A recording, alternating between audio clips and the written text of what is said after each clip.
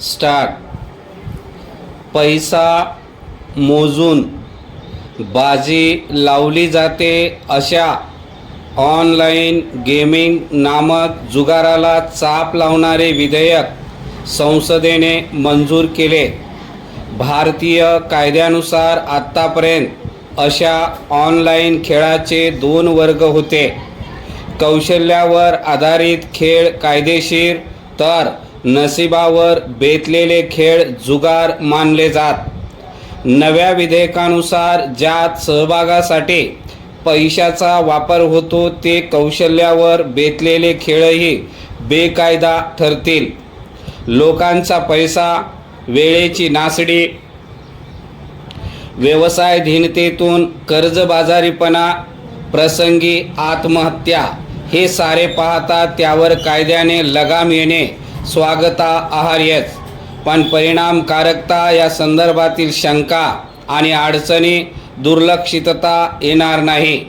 प्रस्तावित कायद्यानुसार ऑनलाईन जुगाराच्या जाहिराती आणि संबंधित आर्थिक व्यवहारावर बंदी येणार आहे. बँका आणि वित्तीय संस्थांना पैशावर आधारलेल्या खेळांच्या आर्थिक व्यवहाराची पूर्तता करणारी सेवा देण्यास परवानगी नसेल. हे खेळ प्रस्तुत करणाऱ्यास 3 वर्षांपर्यंत तुरुंगवास, 1 कोटी रुपयांपर्यंतचा दंड किंवा दोन्ही शिक्षा होऊ शकते. या व्यतिरिक्त कोणत्याही माध्यमावर अशा गेमचा प्रचार करणाऱ्या वलयांकित व्यक्तींना 2 वर्षापर्यंतचा तुरुंगवास किंवा 50 लाख रुपयांचा दंडाची तरतूद आहे. हे विधेयक म्हणजे अनिष्ट गोष्टी गाडण्याला दिलेले प्राधान्य आहे, असे ते सादर करताना माहिती तंत्रज्ञान मंत्री अश्विनी वैष्णव यांनी केलेले विधानही स्तुत्यच. परिच्छेद. तथापि आत्तापर्यंत वस्तू आणि सेवा कराच्या 28% अशा सर्वोच्च कर दराचा टप्पा लागू असलेले हे एक नियमनाधीन क्षेत्र होते. सरकारच्या प्रस्तावित सुधारणेनंतर ते 40% कर टप्प्यात ढकलले जाण्याचे संकेत होते. परंतु कठोर नियमन हे संपूर्णपणे बंदी हे गंडांतर हा या उद्योगात कार्यरत 400हून अधिक कंपन्यांवर मोठा आघातच आहे. उद्योग म्हणून फुलण्यास मैदान खुले राखले. उलाढाल वार्षिक 2.25 लाख कोटीवर पोहोचली. देश विदेशातून अब्जावधींच्या गुंतवणुकीला आकर्षित करून सरकारसाठी लाडके बाळ ठरलेल्या नवउमेदीच्या कार्य सुरू झाले. तब्बल 2 लाखांच्या घरात रोजगार निर्मिती त्यायोगे केली गेली. दूरचित्रवाणीवर आघाडीचे क्रिकेटपटू, चित्रपट ताऱ्यांच्या जाहिरातींचा सर्रास रतीब वगैरे सुरू राहिला. अगदी भारताच्या क्रिकेट संघाचे प्रायोजकत्व दिले जावे इतकी प्रतिष्ठित वैधता मिळवली असताना अकस्मात संपूर्ण उद्योग क्षेत्र बेकायदेशीर ठरवले जाणे धक्कादायकच. परिच्छेद.